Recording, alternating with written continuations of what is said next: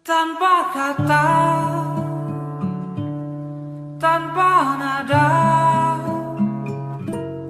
rintik hujan pun menafsirkan kedamaian. Hanya rasa, hanya prasangka yang terdengar di dalam dialog.